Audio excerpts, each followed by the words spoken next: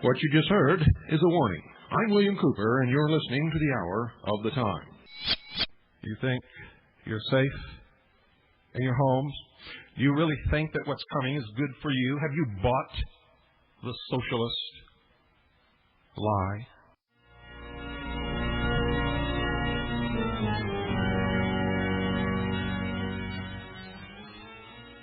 Welcome to Ruby Ridge and Waco, Texas.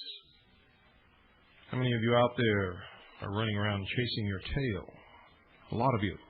How many of you subscribe to the Patriot Facts Network and the Patriot Information Network? How many of you read the bullshit stories like the one I'm going to read you now, which is a total lie? But they're all over the place.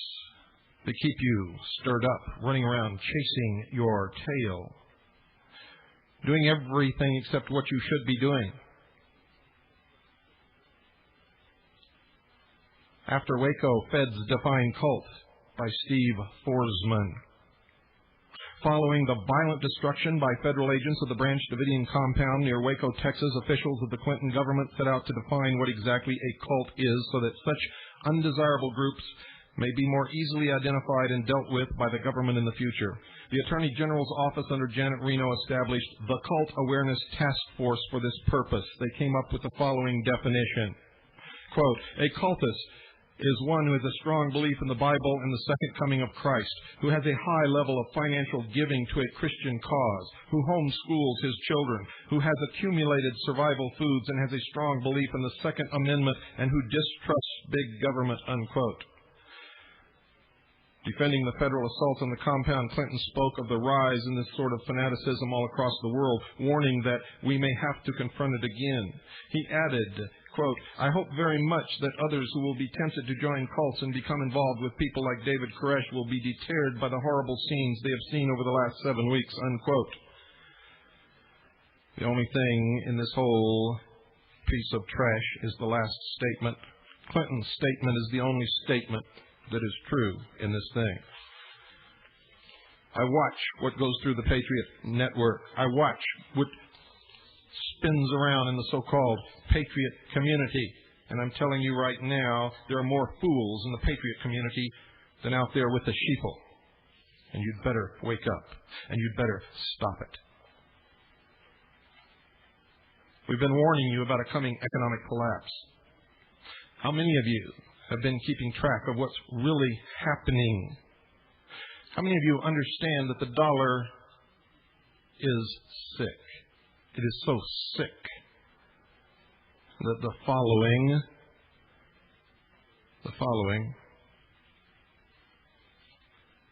is the truth about what's happening, ladies and gentlemen. You better prepare yourself.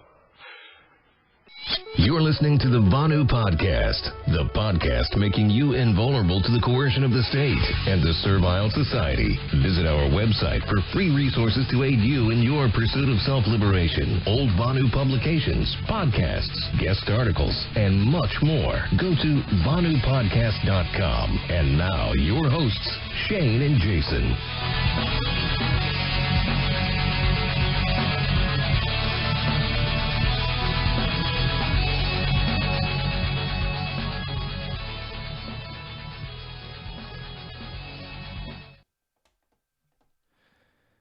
All right. One moment here, folks. Let me get myself together. Oh, gosh. All right, and welcome to the Vanu Podcast, the podcast making you invulnerable to coercion. I'm your host, Shane, coming to you from the homestead here in Southern Illinois. So yeah, I hope you're all doing well and are staying safe and liberated during this, bullshit, to put it bluntly. I also hope you enjoyed that little intro video I put together. It includes a couple of clips from one of Bill Cooper's Hour of the Time episodes. May 5th, 1994, titled Call to Arms. Was the episode, and I recently I don't know Bill's show was really, and I've talked about this before, but Bill's show was what really woke me up, and I don't like that phrase. I don't really like that phrasing, but Bill's show was I guess instrumental in getting me to anarchy. So I listened. This goes back to my early days in the alternative media, or actually before the alternative media, I guess a year or two before then.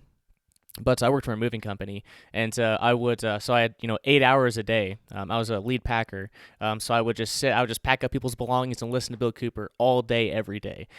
So I made it through. He had there's 2,000 hours of his podcast archived, or his radio show archived.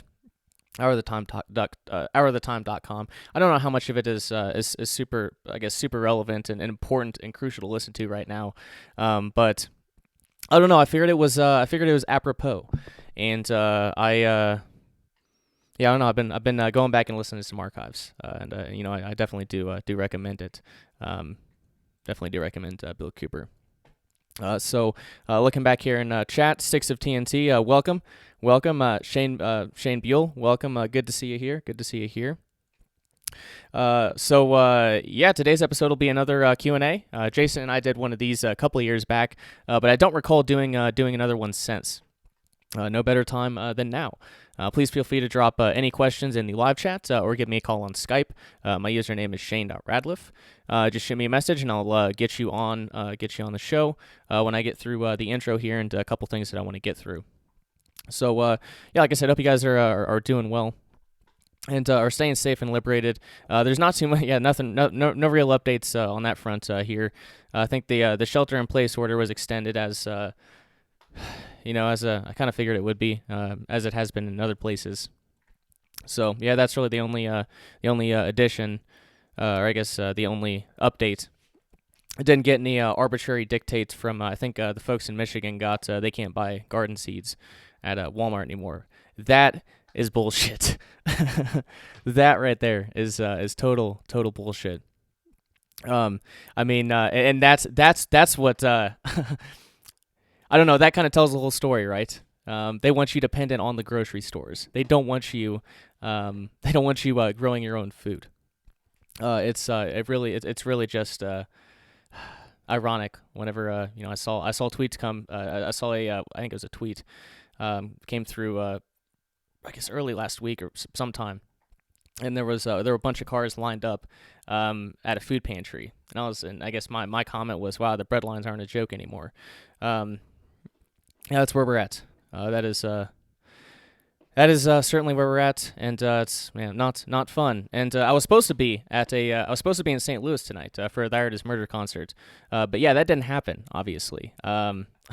So I don't know, little frustrated. Obviously, I knew a month ago that this wasn't going to happen, but it's the only concert I go to every year, or I guess not every year, but I went last year. I went to see There It Is Murder last year with Architects. And I was really looking forward to it, but I don't know. People gotta get respiratory illnesses and shit, I guess. Whatever. Anyway. Yeah. Other than that, things are pretty good. Just chugging away at the homestead thing. Now I did do a live stream of the property, a live stream tour of the property a couple days ago. But the app that I use didn't archive it for some reason. So the handful or so folks that saw it are the only ones who will. I'll do a rerun of that sometime. But you can also, I guess you can catch some short videos and pictures on Instagram if you want to follow me over there. As long as they'll have me, of course. I should probably put together some posts on the website in the forum too. So I've got a topic or two that I brought that I'd like to cover, namely an update on the great hysteria of 2020, the plandemic, the steaming pile of white dog shit, whatever you want to call it, doesn't matter to me. You know what we're talking about. So it appears a really high percentage of the deaths are likely attributable to the intubation. Iatrogenic death, as I suspected, where the treatment, where the treatment kills the patient, and it was just kind of the Occam's razor explanation for me. I don't know. Yeah, Yeah, and again, as I suspected, intubation was the standard of care. This came out over the past couple of days, and this has been entering the mainstream media, which we talked about it. I guess it would have been like a month ago, or maybe at least it was weeks ago. So definitely beat him to the punch. Not that it matters, but it was a standard of care, the dictated procedure. And the only reason that was changed was because doctors are speaking out, saying, this might not be the right thing to do. Where we went, we might be hurting the patients. We should probably stop this. It took some folks losing their jobs or quitting. But it's good that that information got out there. It's definitely good.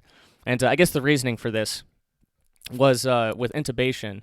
I suppose that prevents the staff and healthcare workers from an aerosolized virus. That's the explanation, I guess. The same mistake they made with SARS, and I think it was 2003, but that was in Toronto, not in the U.S.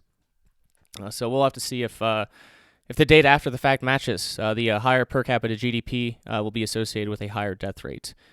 Just a curiosity for me, though. It doesn't, it's not what's important.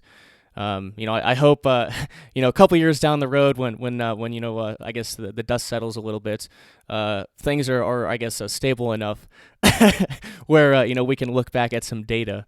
That would be a good situation. Shane Buell says coronavirus pandemic. Yep. Yep, indeed. But honestly, I don't know, guys. I don't know what exactly is going on any better than you do. Some days it just feels like a giant psyop, a super overblown flu cold season. But others, like I consider plausible scenarios like a bioweapon out of Fort Detrick. It happened in 2001. And I guess a great predictor of the future is what happened in the past. So, it's not a perfect predictor, but it's it's worth looking at. So we'll go a lot more in depth on that this coming Monday at 2 p.m. With Ryan Christon from The Last American Vagabond. He's doing great daily news podcasting and videos over there, and just recently welcomed Whitney Webb aboard. She's an incredible journalist. She's been doing some great work as usual. Maybe I'll try to get her on as well, since I'm doing so many episodes, and there's one other announcement I have to make at the end of this episode too. So lots to come.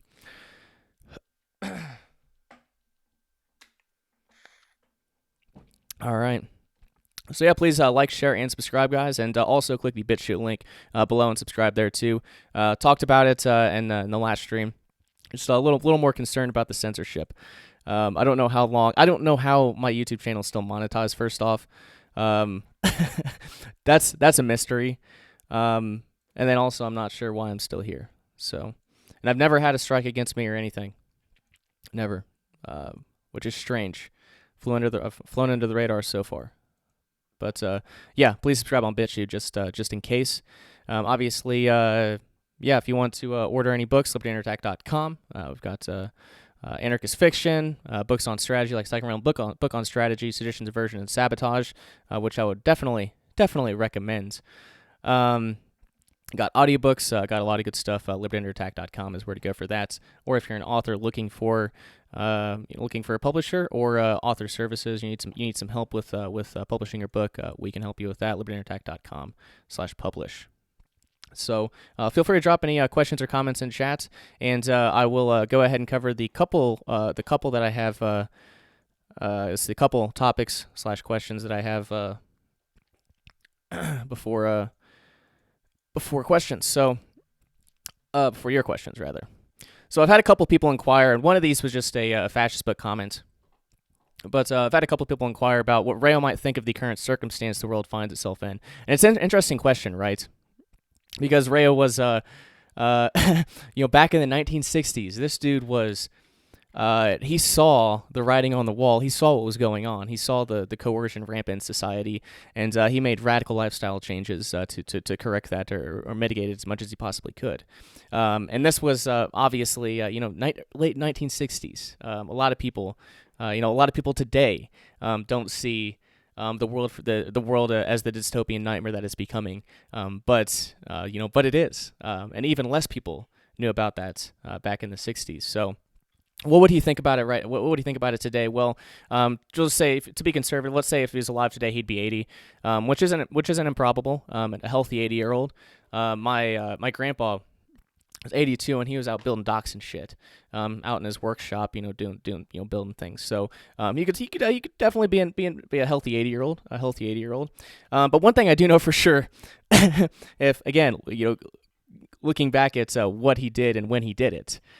He definitely would have left the U.S. a long time ago. And if he just disappeared and didn't disappear and die, then I would almost guarantee that if he just broke off communication, he probably left the U.S. In the mid 70s.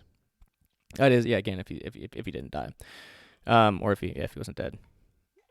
But he would definitely not be in the U.S. That's for sure. He talked about Bella Coola, British Columbia. He mentioned the Bahamas a couple times. He wrote a couple of articles on Chile. We did Jason and I did an intermission episode on pursuing Venuans in Chile. That was an interesting episode.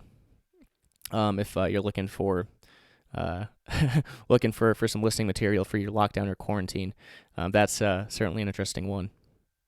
So he would have definitely been outside of the U.S. And as far as just the perspective, he wouldn't have been surprised. I think it was Vonu Life, March 1973. He wrote an article, "What is Big Brother watching?" So these Venuans, they were aware of the surveillance state, very security conscious people. I don't think he'd be super surprised with what's. He definitely wouldn't have been surprised by the progress of technology. I don't think, but he would have been mortified by what this technology was capable of doing. And I don't know what. I mean, back in the 1970s, that was a way different landscape. So maybe those wouldn't even be options anymore for him. I don't know. I think he'd definitely be mortified with the technology that was available now. But I guess the most likely scenario, though, if you're 80 years old, you were a Venu in your entire life. I don't know if that were me. I'd probably just retire. I'd just retire on a beach somewhere. Like that's what I'd be doing. That's what I'd be doing somewhere in the tropical region where the world falls apart. That's where I'd be.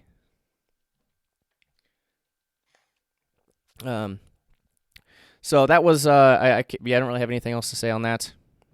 I don't think Rayo would have a smartphone. I don't think Rayo would be a heavy user of digital technology nowadays.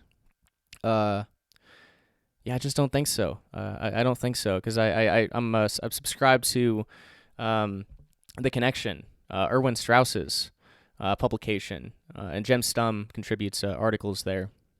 And that's still a physical publication, still mailed. I get it mailed to me every month. They are. Jim never really uses a computer. I don't think he definitely doesn't have one. He types up his letters to Erwin Strauss, his submissions, on like a 1960s typewriter for Christ's sake. So these folks just they would not be using technology. Definitely wouldn't be. Nope, certainly not. Looks like I got a question in chat. Excuse me.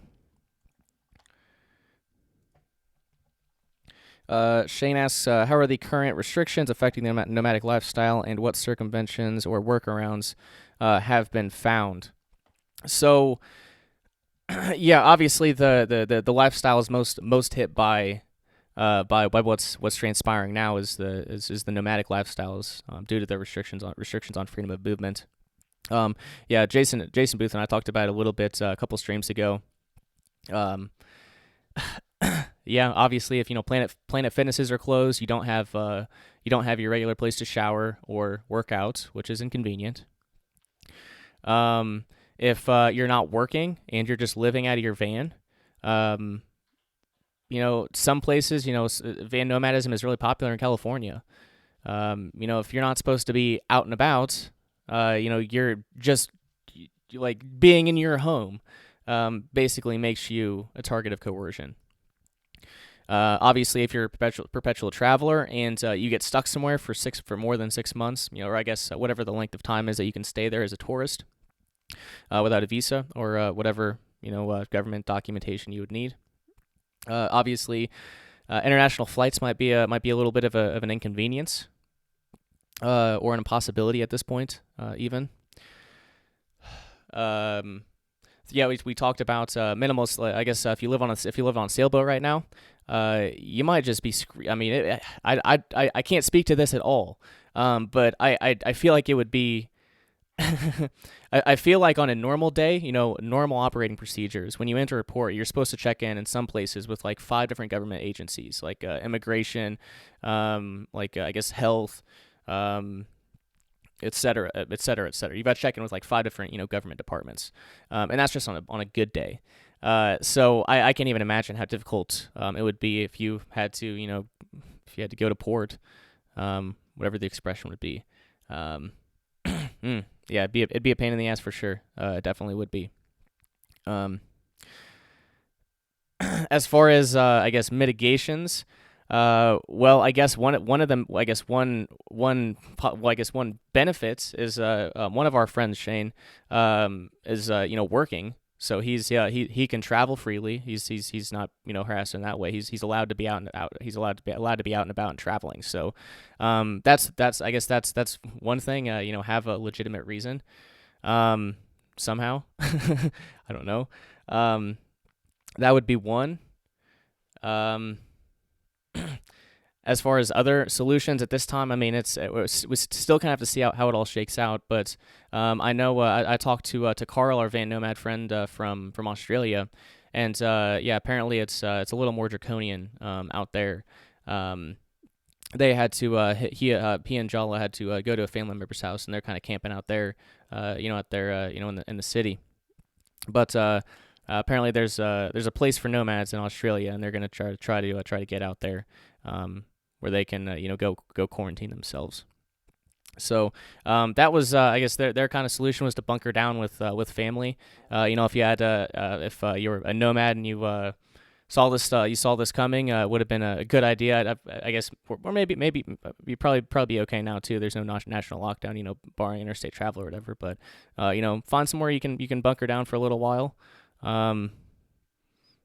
So yeah, I mean the solutions. There's certainly some solutions. But every day, so much happens every single day. And and there's been plenty of days where the situation has changed 100%. So can't really foresee too much right now. That's probably the best answer that I can give. So yeah, we've got looks like a handful of folks here. I'll go ahead and mention again that feel free to drop any questions or topic suggestions in the live chat, or you can give me a call on Skype. My username is shane.radliff. If you want to call in and chat.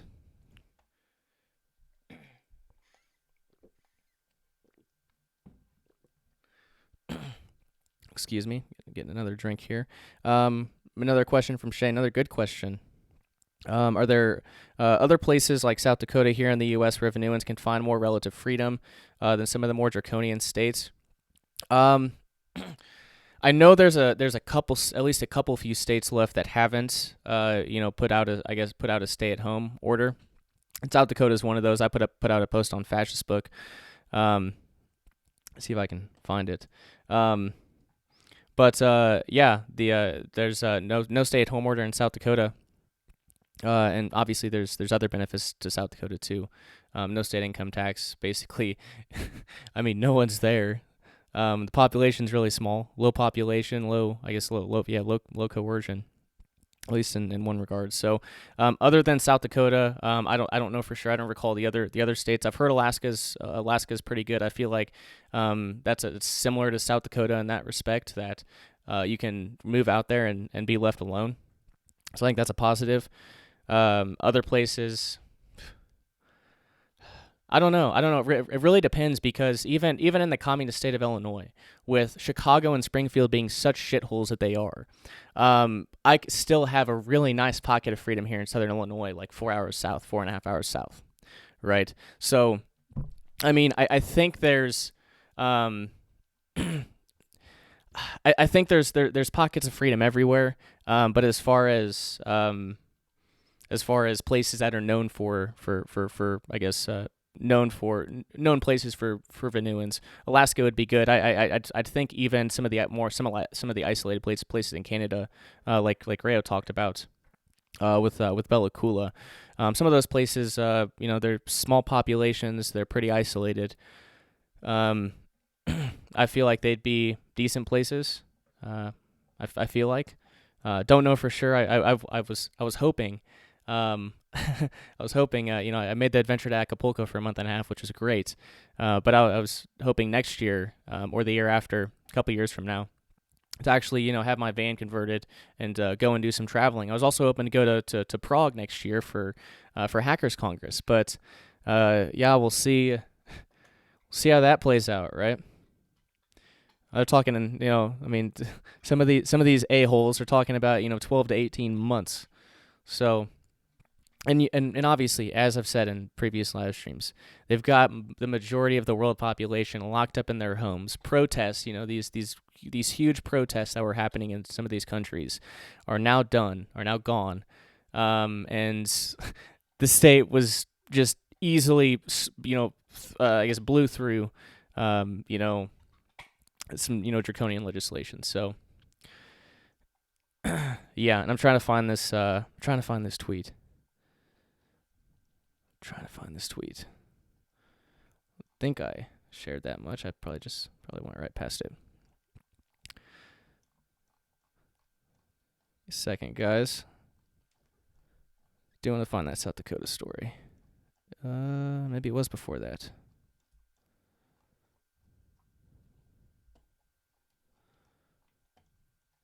Well, anyway, it's on my Facebook page if you want to go find that.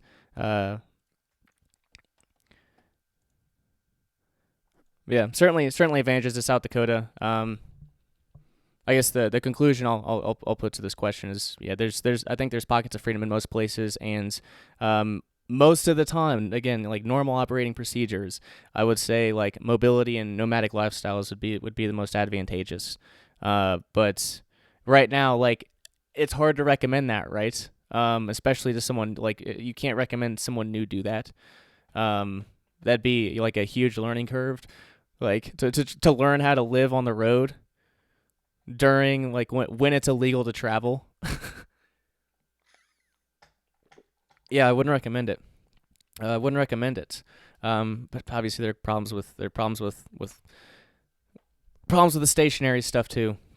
It's a difficult time for sure.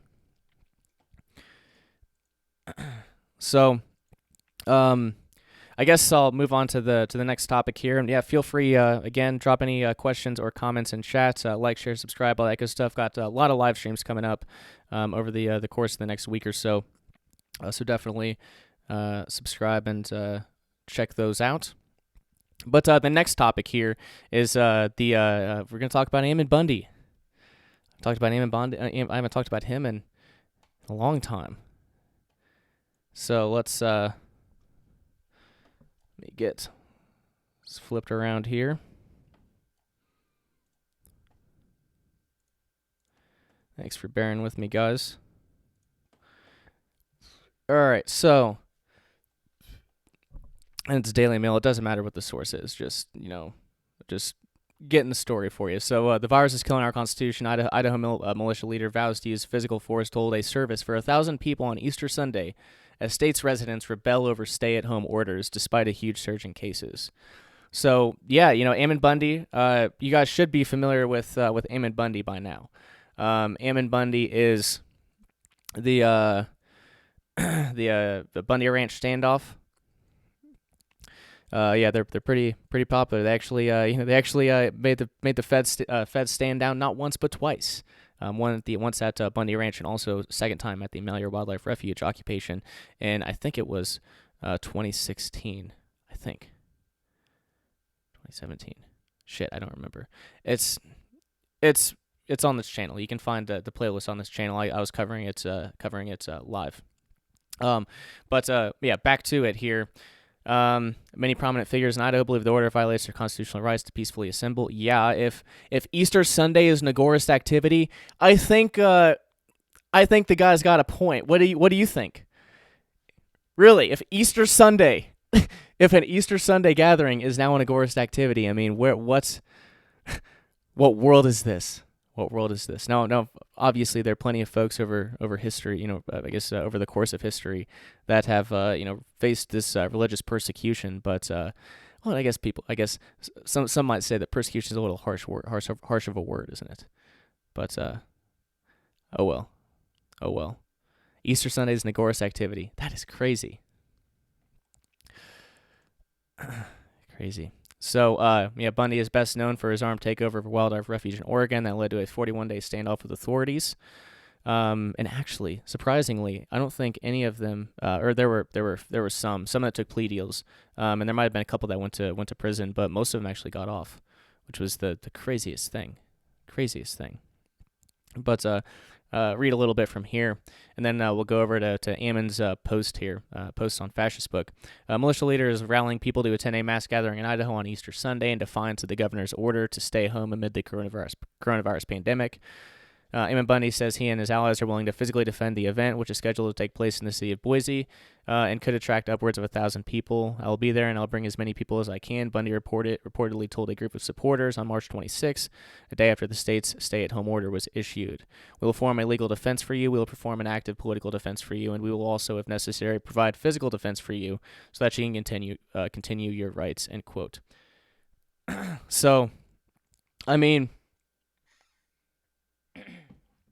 that's, I guess, a good thing. It's a good thing. He's organizing resistance to, this clearly unconstitutional lockdown. But I mean, it's state of emergency. I don't think the Constitution. I mean, I don't even think the Constitution is even in effect anymore. But they're. I think it was New Jersey backpedaled on on not allowing people to get guns at this time. So I don't know. It's interesting times. I guess it's good that he's there's some organized resistance. I guess that's definitely a good thing. But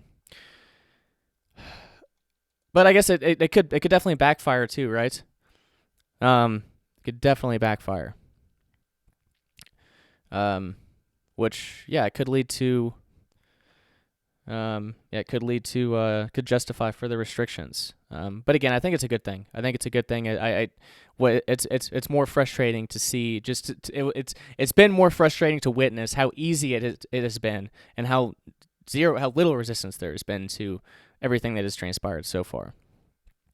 I'm glad that comments. Bundy not in prison. No, actually, he is not. They were released, I think it was like a year ago. Cliven Bundy was out in 2018, and Ammon Bundy was out in 2017. They were both out. That was what I was mentioning a moment ago. That surprisingly, I think it was only like one or two people that actually got proven guilty and went to prison. The rest of them took plea deals. So they were definitely facing federal charges. They've faced it multiple times. Yeah, after at the close of the Malheur Wildlife Refuge standoff, that was when they snatched. I know they snatched Cliven. I think they snatched up the brothers too, at the airport, after that event. So they were definitely facing it, but that turned out a lot better than I thought. I was happy to be proven wrong. I thought that government had them dead to rights. I thought they did, but no, I recall, and I'll probably badly paraphrase it, but the prosecution, they screwed the pooch badly, and the judge even said as much. So they're out and they're causing ruckus again, and I'm sure the state's not going to be happy about that. So here's what Ammon Bundy had to say on April 4th. Freedom 101, what belongs to each person should never be taken by others, including those in governments. It really doesn't matter what numbers there are when it comes to the coronavirus. It really doesn't matter if it's real or not, if it's rampant or not, whether it's a pandemic or not. Bundy said last night at a meeting he organized in Idaho, because it still does not give government officials the right to infringe upon our rights, and that's what matters. He also encouraged attendees to support businesses, particularly those not classified by the state as essential during the closures, even if they must risk the threat of arrest. If it gets bad enough and our rights are infringed upon enough that we physically stand in defense in whatever way we need to, but we hope we don't have to get there, Bundy said. Still, he encouraged fellow Idahoans to use restraint and not instigate situations. You have to make sure that every effort has been taken to try to resolve it in a peaceful manner and a prudent manner. That is what we have to do to be right with God and to be right with our fellow man, Bundy said. Flip back over here. So, yeah, I'm happy to see it. Could it backfire? Sure, it could backfire. But I think it's a good thing. And plus, these guys are very experienced, right? They've not done this once, they've done this twice. And they're going, like, and and this time, it's not the feds, it's the state government. So they're experienced. They're experienced. I guess we'll have to see how it plays out. Hopefully they'll be all right. LOL. Now he's out and about. Wonder if we'll see him at Virginia. I wonder. So yeah, that's the update with Ammon Bundy. And again, please feel free to drop any questions or comments here in the live chat, or if you want to join me here on Skype, you can. My username is shane.radliff. I'll type it here in the chat, and feel free to call in. But there's one other thing. I guess there's a couple other things. I got stuff to talk about. There's plenty to talk about with everything going on. Yeah, there's plenty.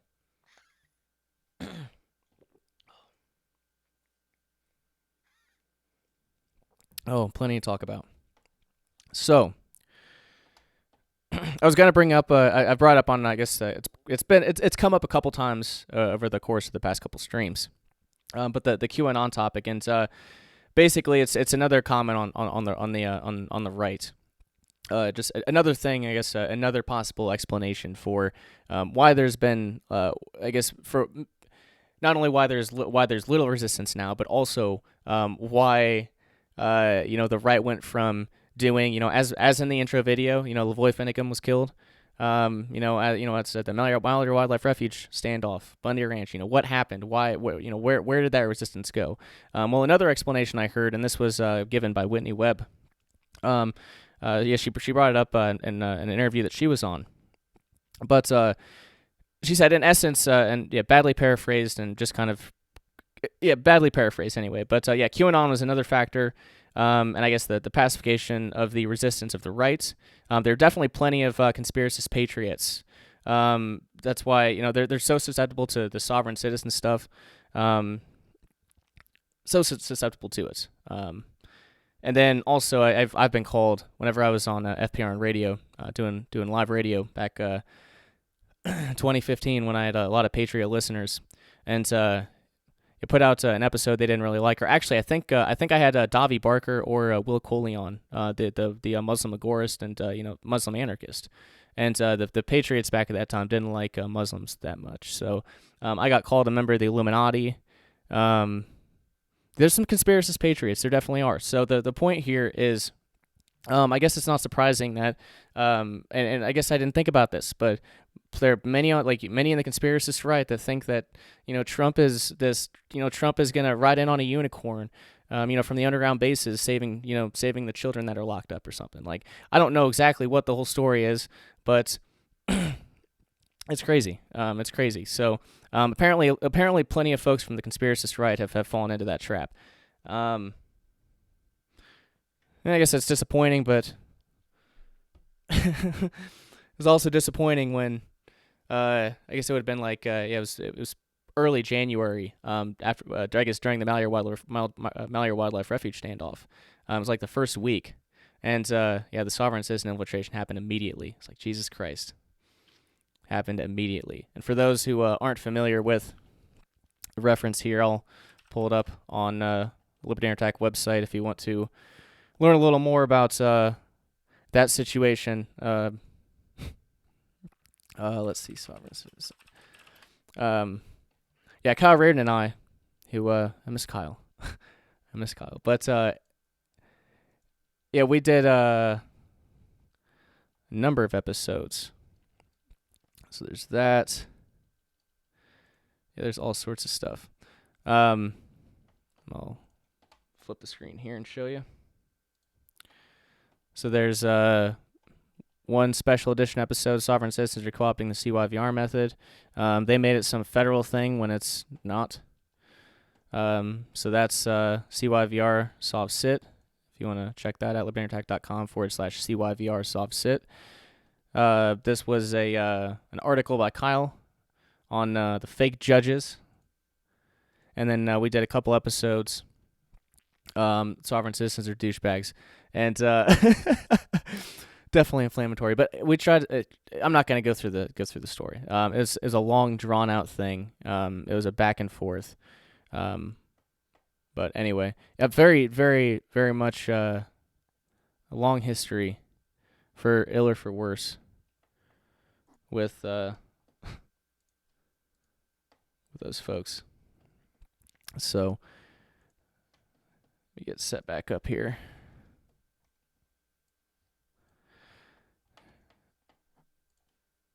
Sorry, guys, doing too many things at once.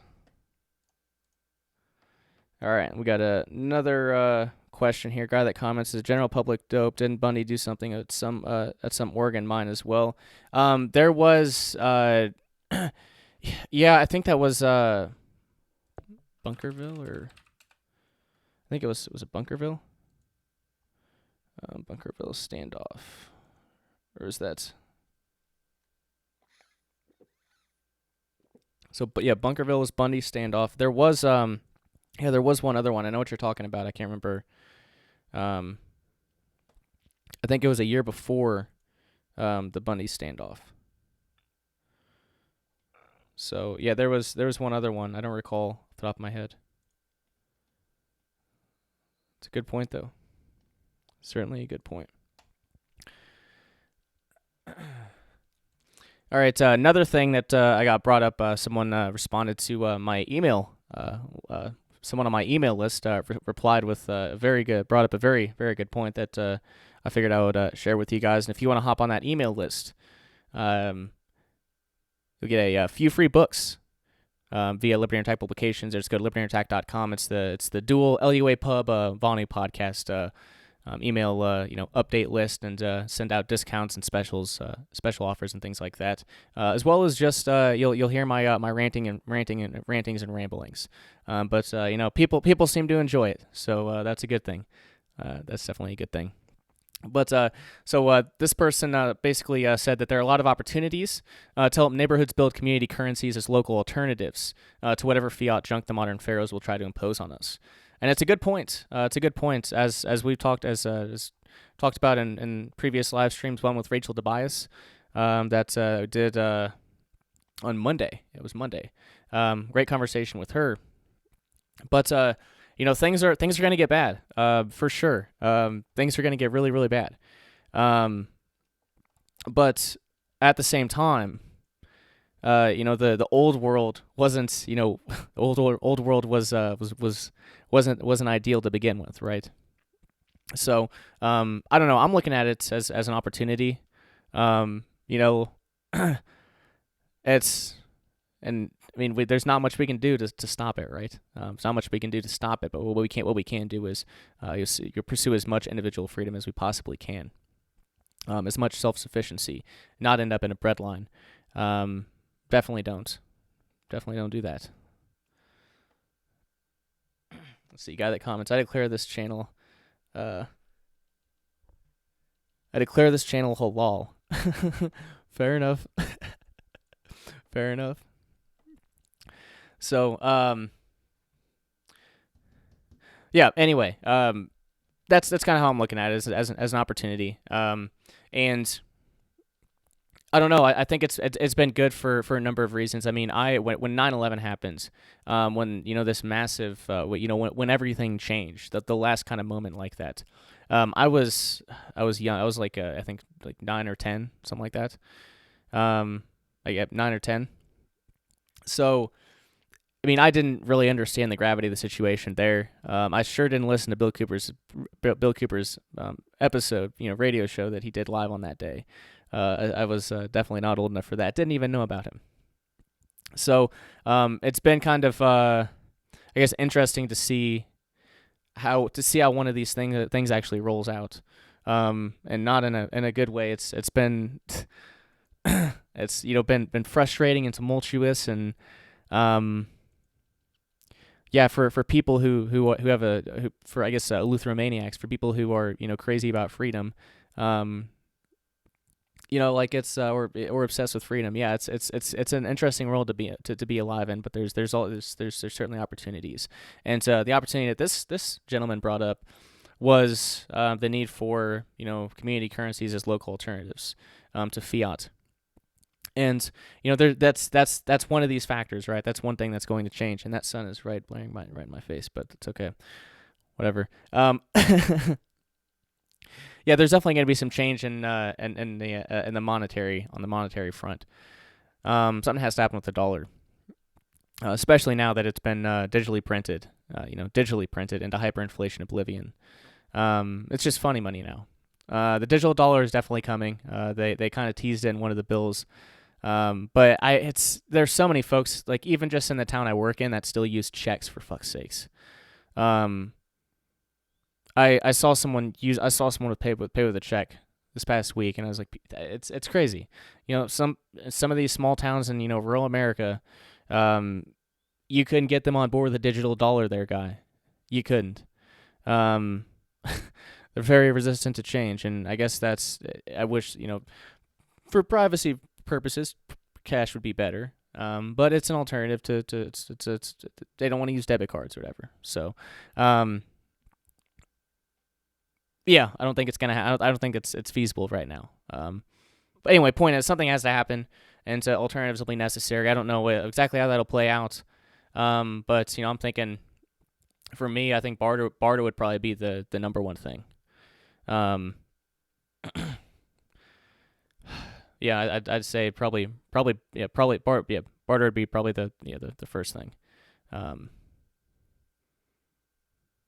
Yeah. Take a look at chat and see what we got going on there. Shane Buell has listened to Bill since '98. Really? That's awesome. It's really awesome to hear. Yeah, I found him. I guess it would have been 2013, maybe 2014. Yeah, he's always been that. It'd be Bill Cooper and Rayo. Like if I could have, if I could have a beer or whatever have a beer or a joint, something like that with someone who's dead. It'd be Rayo or Bill Cooper for sure. 100%. I would have loved to talk to Bill sometime. I definitely would have. But I guess the next best thing I actually had the chance to I interviewed Ralph Epperson, who had a 5-episode series on Bill's show back in, I think, 1993. So that was cool. I interviewed somebody that Bill interviewed. And then also Gary Hunt, who I had on LUA Radio a number of times, and who I did a bit of work with. You can see on the Libertarian Tag website. But, I lost my train of thought. That's great. Yeah. Well, actually, no, I didn't. Gary Hunt. I interviewed Gary Hunt as well. And Gary was on Bill's show. I guess it would have been a few times back in 1993, because Gary was on the ground reporting from Waco. That was the first event that I think it was the first event that he covered as a Patriot journalist. So I've interviewed two people who were interviewed by Bill. So that's kind of cool. But. And again, like I've talked about him quite a bit this episode. I don't think there's super much that's relevant today. Like maybe some valuable stuff on militias. I think so. But then again, like there's books that you could read that would be probably better and more efficient. So I don't know how much of it would be directly applicable to like the shit hits the fan scenario that we're kind of facing. But there's some good information there, and there's some good information. Definitely some good information. Shane says also read Behold a Pale Horse prior to 9/11. Wow. Very nice, man. Very nice. I did not know that. Guy that comments, bullets might be an alternative to currency until they start being filled with sand instead of gunpowder. Yeah. Yeah, bullets. Obviously, all those ones that people generally say. I guess what's generally been used: tobacco, alcohol. Um, I guess sugar and flour have even been used. So I guess stock up on that too. Maybe, I don't know. Um, yeah, just useful things. Useful things. That's been I guess one. That's been another thing. This is sped up my homesteading plans quite a bit. So I was gonna get a couple cows and maybe a yak or two.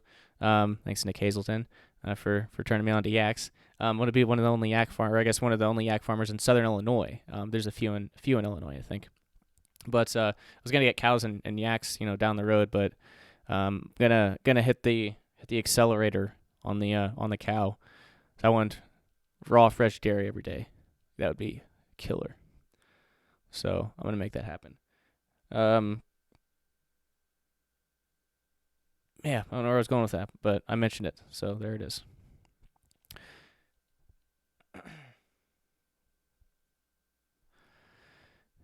All right, so again, feel free to drop any questions, topic suggestions, anything like that in chat, or you can maybe hit me up on Skype. Shane.radliff is the username. It's there in the live chat. Feel free to call in with a question, topic suggestion, call in a chat, whatever. And then the other thing I was gonna mention, it's just an extension of basically what I've talked about over the course of the past few podcasts. But obviously, like I said, it's kind of this has been a little bit of a kick in the ass for a lot of folks. And I think one thing that I am just kind of thinking out loud, and hopefully we can get to work on it. But I mean, we need an alternative to the internet for God's sakes. I don't know what the answer is other than a dense covering of repeaters. I know, like I interviewed Richard. What's his last name? Richard. Can't remember his last name. Richard Myers. That's it. Yep, Richard Myers from TX10. So yeah, there's some options there with there might be an option there, but maybe even the Blockstream satellite for transmitting messages, maybe, and utilizing lightning. I mean, we all knew this society was super fragile, and everyone looking at it critically didn't really understand how in the hell the economy hadn't completely tanked yet. I mean, how many predictions had there been over the course of the past 20 years alone? Constant predictions of economic collapse, because it just didn't seem logical that it couldn't happen. So we're finally here, I guess. The controlled collapse, or as some have put, the controlled demolition of the economy. And the point here is that what time we are blessed with, we need to utilize it effectively. So I mean, I don't know what the solution is. I had someone reach out to me in a private chat a couple weeks ago, and they were asking about it. Like, do you have any ideas on solutions there? It's like, other than the couple interviews I've done on the subject, man, I don't know anything. Like this is it's not easy. I mean, I think there's like a $25 ham radio that I'm gonna snag, that I'm gonna order a couple of those, just as an alternative. But I mean, remember, guys, Event 201 worked in, I think it was a 10-day internet blackout to prevent the spread of disinformation, and it's been pretty close so far. So I mean, I've been telling like people I'm close to, it's like, I'm doing these things to prepare. They're like, well, why? It's like, I don't know if it's gonna happen. I don't know, but things have been eerily following this. So I'm just gonna take precautions. So you never know. Guy that comments, every time in my street I hear yak, yak, yak.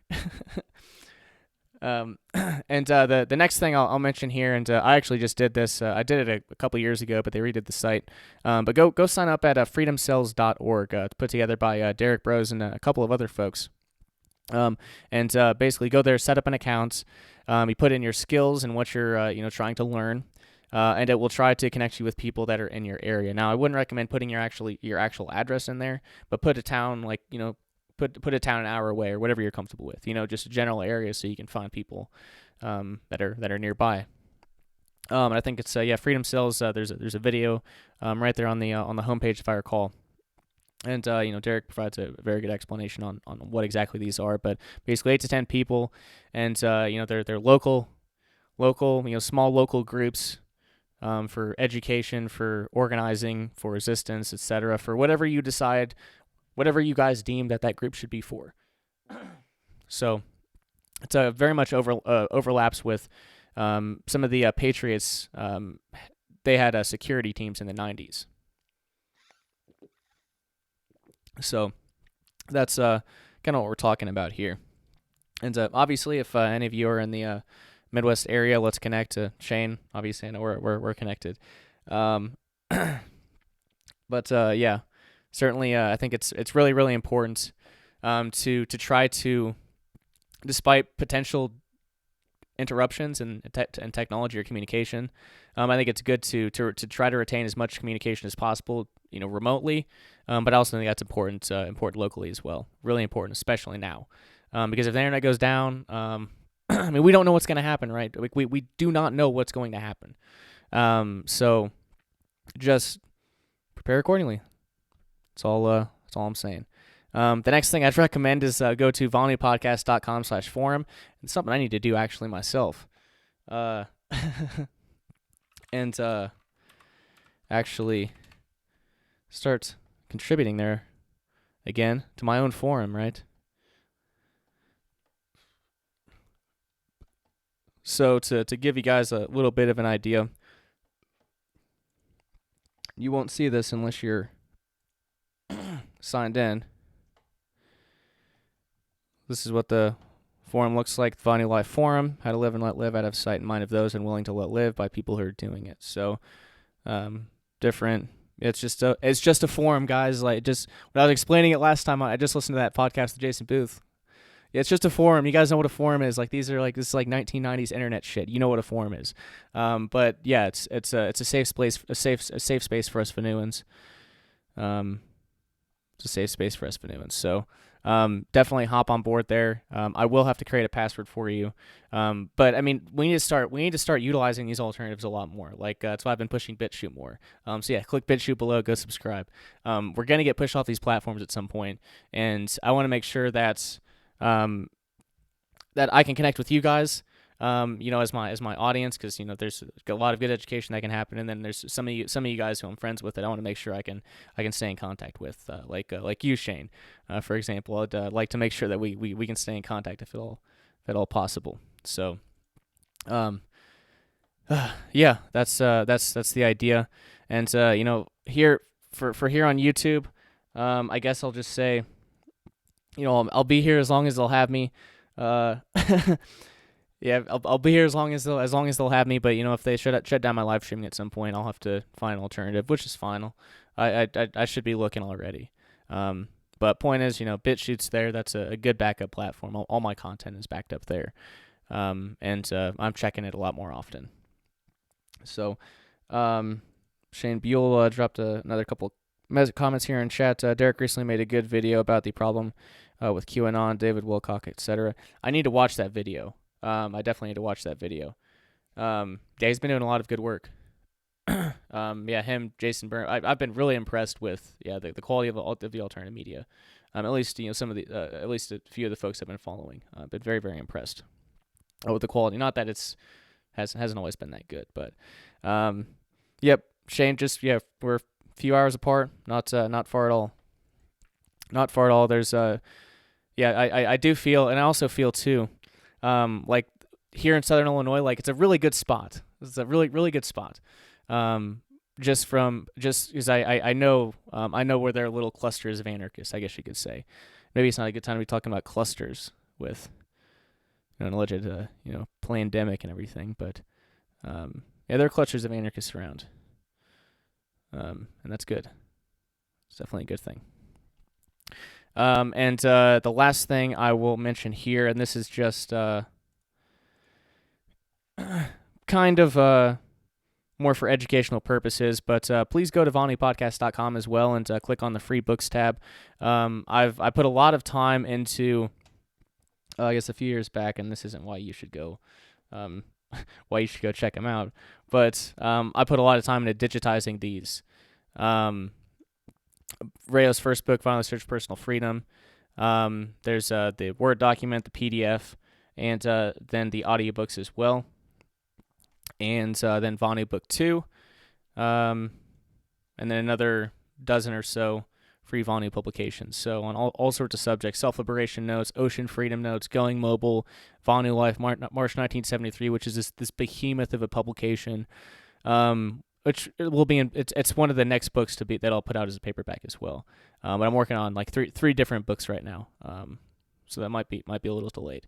But yeah, lots of great content there. Go ahead and start preparing for a potential internet blackout, guys. Get yourself an external hard drive if you don't have one, and start downloading a bunch of books, movies, music, whatever you need for entertainment, or for education, whatever you end up wanting to do. I'd say just go ahead and prepare for the worst, right? It's just the wise thing to do, I think. That's just my opinion, though. The recent Corbett and Burmis interview was great too. Yeah, yeah, it was. I've been consuming a lot more alternative media than I normally do. Especially I guess over the course of maybe like since August or September with the Epstein thing, and then with this, I've been consuming a lot more alternative media. And yeah, Corbett's definitely one of those folks, like Corbett and Bros, and they're my two go-tos. And then Burmis I came across with the Epstein coverage. So yeah, there's a lot of good folks doing good reporting, and obviously varying in opinions. But hey, it's a good thing. It's a lot better than the one-size-fits-all bullshit fairy tale they feed you in the government-controlled media, right? Certainly is. So, guys, I got a couple more people here joined in. Welcome to the Vonnie Podcast, doing a Q&A episode here, so feel free to drop any questions or topic suggestions, comments, anything of the sort in the live chat here. Or you can hit me up on Skype if you would rather call in. Username is shane.radliff. I will drop that here in the live chat again. And honestly, I don't have really anything else to cover topic-wise. Yeah, that was basically it. Yeah, basically it. Got a lot of exciting live streams coming up though. A lot of really, really good stuff. So today's Friday. Yes, today's Friday. Is that correct? I don't know what the damn day is anymore. Yes, today's Friday. All right. So it is Friday, Sunday, Easter Sunday, I guess it would be. We'll be doing a live stream with Daryl Becker. I had him on LUO Radio a number of times to talk the trivia method. We talked talked about scientific consensus, the crisis of modern science. We've covered these subjects quite in depth on other podcasts, or on LUO Radio rather, just not so much on TVP. So we're gonna kind of extend our conversation, and I think you guys are gonna really enjoy it. We've been preparing a really good outline. So I think you're really going to enjoy that. So it'll be I'll put together the event page and all that. Not the event page. I'll put together the event image and the post and all that information. But yeah, that'll be Sunday at, I think I'll give you an actual time here. Pull up my calendar. On Sunday, 3 p.m. Central. I'll be live with Daryl right here on this channel. So please make sure to like this video, subscribe, and hit that bell so you maybe get notified. I don't know if people get notified or not. Did you guys get notified? I never know. I don't put too much effort into advertising the YouTube channel. I just kind of hop on here when I can. So I never I don't know. I don't think I don't think I'm being shadow banned. But I mean, we talk about some radical shit on here, so I wouldn't be surprised if they just don't show me in the algorithms, or show me in recommended or suggested. It wouldn't surprise me. But again, the channel's still monetized, which is just the biggest mindfuck. So, that's on Sunday. Daryl Becker, and then Monday, like I mentioned in the introduction, I'll be joined by Ryan from the Last American Vagabond, Ryan Criston from the Last American Vagabond, to talk about he released an episode on his of his podcast. I'll pull it up because I do want to recommend it. So it was the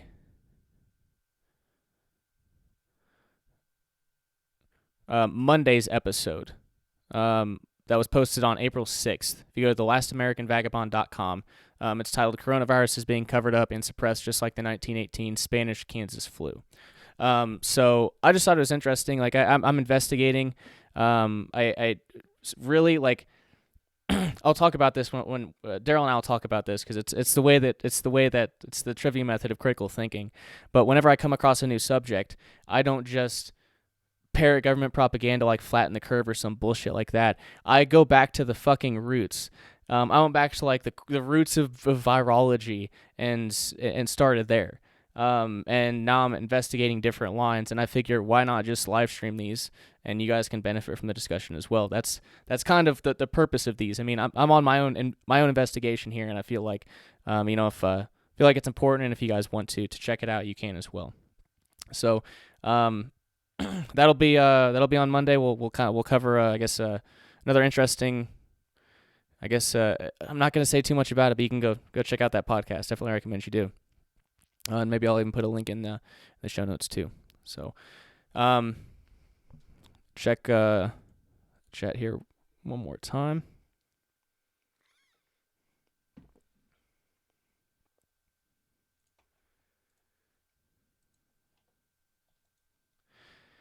All right. Well, I think I'll go ahead and begin to wrap up. Unless you guys have any other questions or comments, got plenty more streams coming up. Shane, looking forward to that. Right on. Yeah, it'll be a fun discussion. I always enjoy talking to Daryl, and I'm very impressed with Ryan from the Last American Vagabond. So they're both going to be fun conversations, and I mean the subject with Daryl. I mean that's been even when I had the mind of a serf. I was still obsessed with science. It's just now the science I was obsessed with then I've learned is mostly bullshit. So yeah, well, there'll be good conversations. There'll be good conversations. Obviously a little different in the context of Vonu, but it's investigating truth is important. It's crucially important. So we're going to do that here on the Vonu podcast. VonuPodcast.com is the website. And anything else, guys? Any other questions? Anything else you want me to comment on or anything like that before I begin to wrap her up here?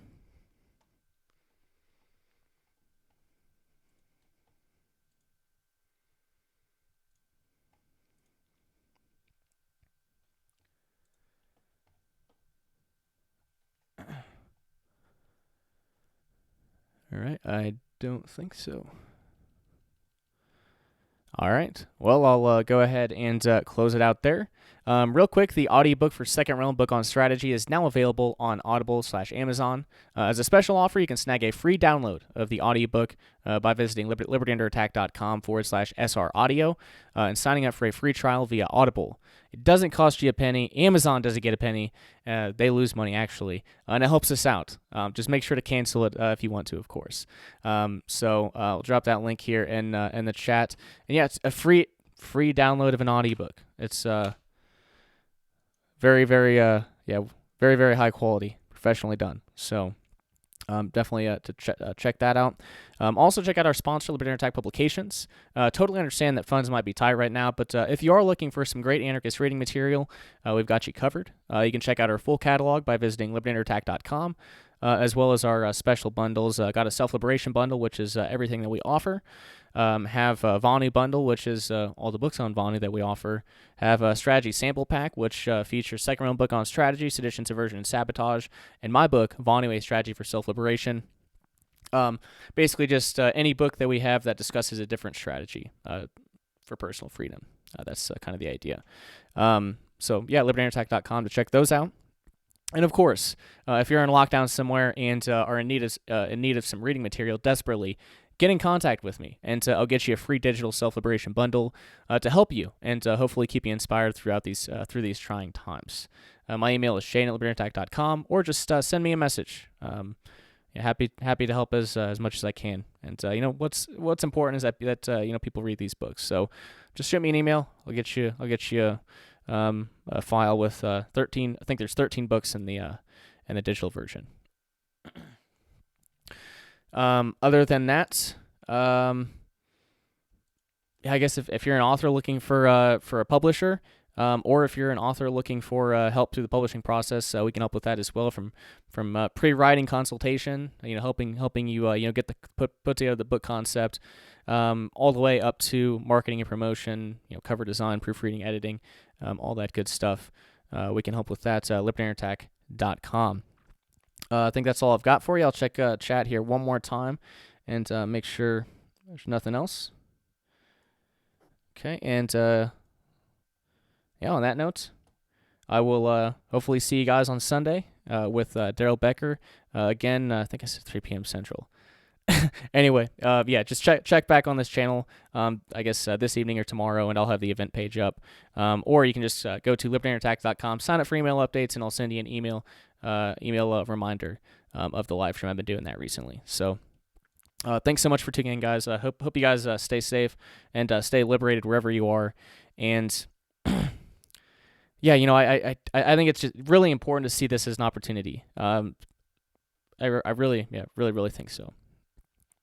And of course, the action we take in the here and now impacts the future. So, we've got an opportunity here for personal development, for self-improvement, and then the world's changing. We've got we've actually got a shot at influencing, maybe kind of how it looks, at least in some areas. So, I think we should do as much as we can. That's all I've got for you. I will see you guys on Sunday. Laissez-faire.